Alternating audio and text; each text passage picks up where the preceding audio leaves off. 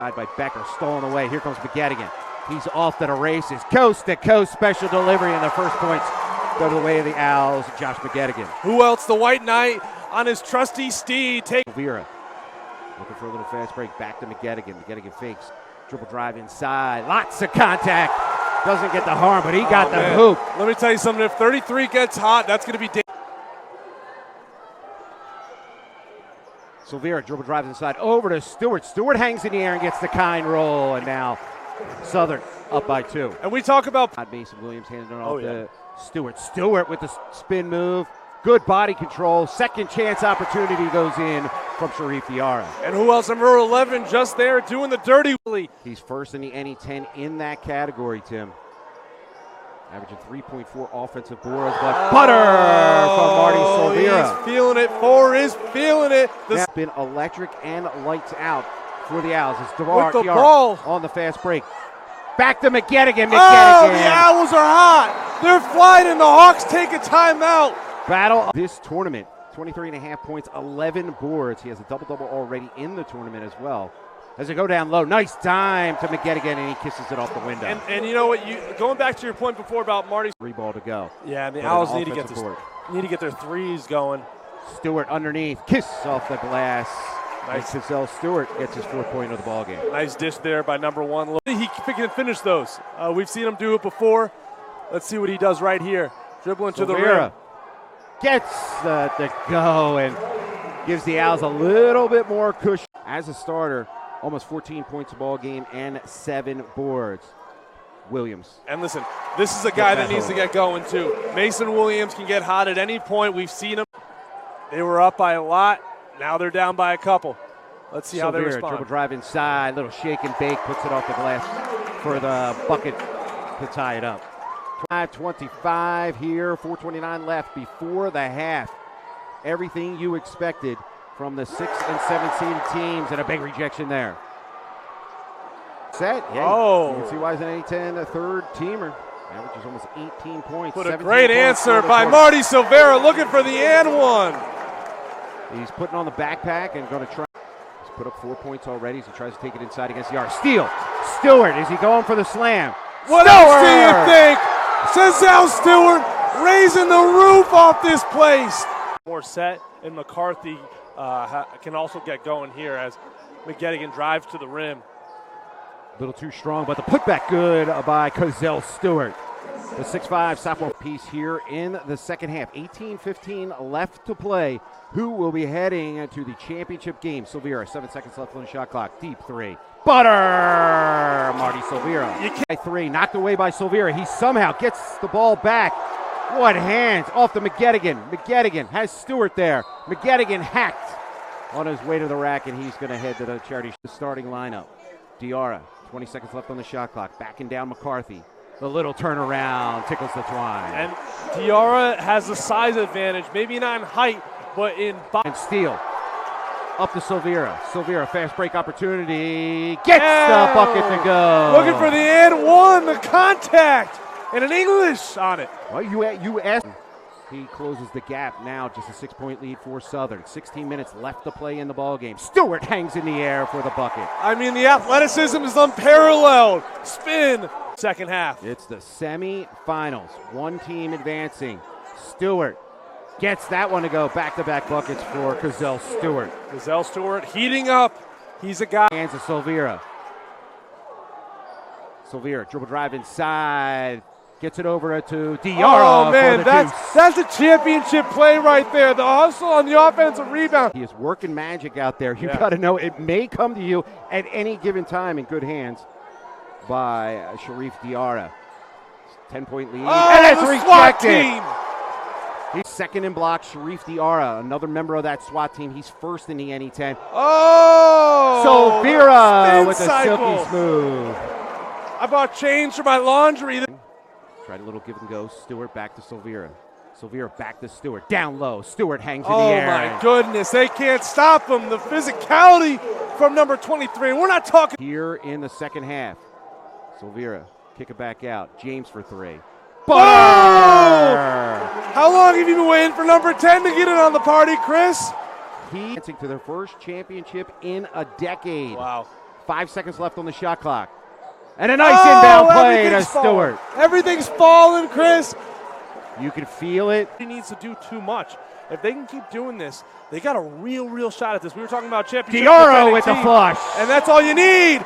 Just 2 points from Diarra, and this lead is extended to 12. Where you said they need to be within 10 or under. Diarra kick back out to Silvera for 3. Oh, what a huge shot by Silvera. Icing his in the game. 18 seconds left on the shot clock. What did I say? What did I say? I got the crystal ball. I got earpieces in everyone's ear. Mason Williams with the 3. Owls ratcheting up the defense right now. Can they hold on and advance to the NE10 championship game? Deep 3 off the mark by get it out of here! That is 3 for the Hawks if they look to get back into this. Mason Williams hit that big 3 ball earlier. Silvera inside. What body control? My goodness. Magic Marty Silvera. Magic. Tries to take it deep inside, kicks it back out. McCarthy over to Arbuckle. 16 seconds left on the shot clock. Arbuckle for 3 off the front of the rim. Ends up in the hands of McCarthy, but blocked away again by Sharif Diarra. No. The Irishman coming through. And they're giving up. And let me tell you something, Chris. The Owls are going to the championship. When's the last time you heard those words? They should rush the court. I'd rush the court if we didn't have this glass in front of me. But the Owls are going to New Hampshire at a shot at the Northeast 10 Conference Championship. What a season. What a magical run for this team. Josh McGettigan taking it in. 2-1, and it's over. It's over. The Owls are going to the ship. The Owls dominate St. Anselm from the tip and go on for the 82-73 victory in the semifinals. And they are heading to the championship game. So we'll take a quick look at that championship game. You're right.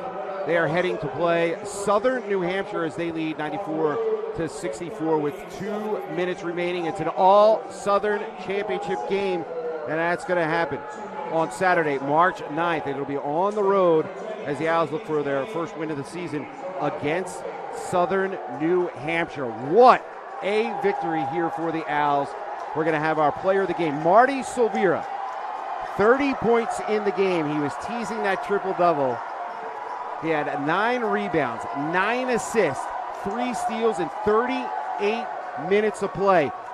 How about the 135th victory for head coach Scott Burrell? A huge one as the Owls take a semifinal victory by 9 over the Hawks. Unbelievable. The Owls are going to the championship. A shot at the trophy. They're going to the NCAA tournament. A really good shot at it. And listen, this team was counted out, dismayed, put down. And at the end of the day, they did what Owls do and fly high and took it to the top. We're heading down to down there to Scott Burrell. Trembling. And Sam Trembling. Thanks, guys. Coach, a great win. You advanced to the championship. What's been the difference? I mean, in the postseason, you guys have been phenomenal. What's been the difference maker? I think we just played focused, intense basketball on both ends. Offensively, defensively, we've been locked in. And we're fighting for NCAA Live. We're fighting for a conference championship. We know what's at stake, and I think we're showing up the last few weeks of the season.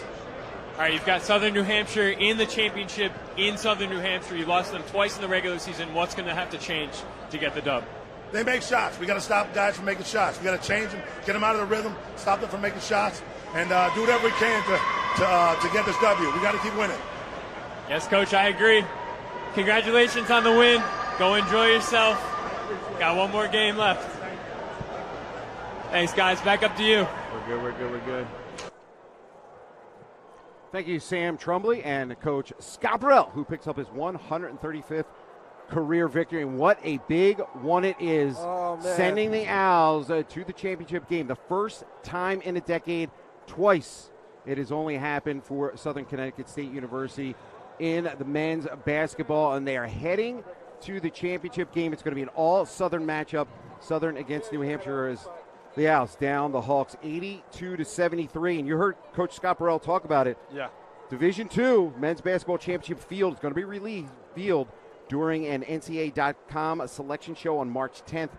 at 11 p.m. They could be going dancing too, but first, Yeah. all eyes on that championship game. Oh, man, bringing back home a championship to New Haven, Connecticut. One of the biggest accomplishments that this school has seen in a very, very long time. And even a bigger accolade, we got the women tomorrow taking on Assumption, and they got a shot to make a conference championship run as well. We could sweep men's basketball, women's basketball. We already got indoor track men's and women. We already got swimming men's and women. I mean, come on. Southern, this is the place to be, Chris. You got to come here to New Haven, as this is where winners are bred and winners are made. Well, we will know this Saturday. The Owls will be taking on Southern New Hampshire in the championship game as the Southern Connecticut State University Owls defeat St. Anselm Hawks 82-73. For Tim O'Shea, I'm Chris Smith. Good night from James Moore Fieldhouse, home of the Owls.